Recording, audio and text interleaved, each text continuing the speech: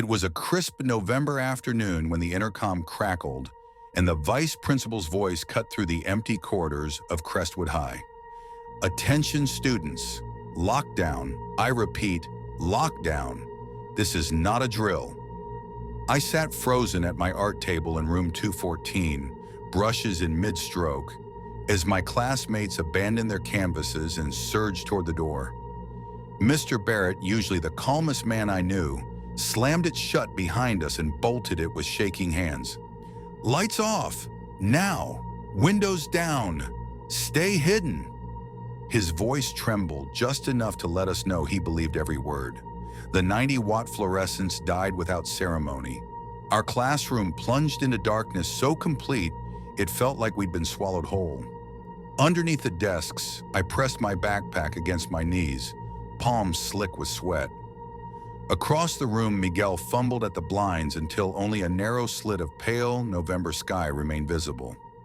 For what felt like an eternity, every student held his breath. Then came the first footstep. Down the hallway, too heavy for a nervous child, too steady for a stumble. 1, 2, 3.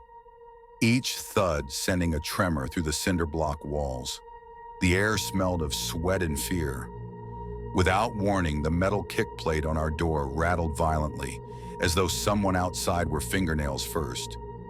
Miguel stifled a whimper. I slammed my hand over his mouth, my own heart aching in my throat. The rattling slowed, paused, then resumed in slow, mocking taps. Tap, tap, tap. The cadence felt deliberate, like a message we weren't meant to decipher. A low, breathy whisper drifted beneath the pounding of my pulse, so faint I almost missed it. Come out! I shook my head to clear the sound. No, that couldn't be real.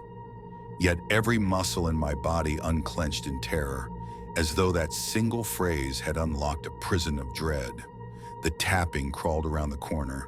The floorboards creaked under the weight of a slow-moving searcher. Then down the hall, a door clicked open. Room 215, just across the lockers. A hollow scrape of a chair tipped over. A soft thud, like someone stepping onto a rug. Faint voices. Check the gym. They can't have gone far. Inside the classroom, whispers rippled from student to student. No one dared speak, but eyes flicked toward the door and then to each other. I dared to peek at my phone. Still no signal.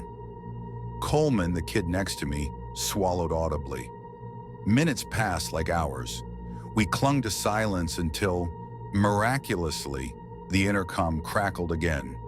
Lockdown lifted. This was a false alarm. Resume normal activity. Lights snapped back on, harsh and merciless. Mr. Barrett unbolted the door, voice unsteady as he urged us into the hallway. We spilled out into corridors marked with overturned chairs and scattered papers. A single backpack lay abandoned by the stairwell.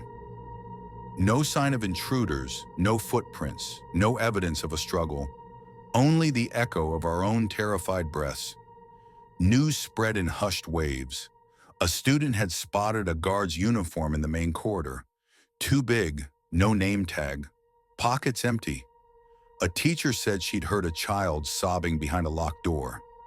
Others claimed locker combinations had been tried, one by one, searching for concealed students. Administrators blamed a prankster with access to a master key. The police said they found nothing. In the days that followed, students scrawled warnings on restroom walls. He looks like you. Don't trust the uniforms. They're still here. I switched to a different school by semester's end. But even now, years later, I can't walk down a hallway without my skin tingling. Every time I hear a lock click or footsteps in an empty corridor, I remember the way that tapping traced our fear around the classroom.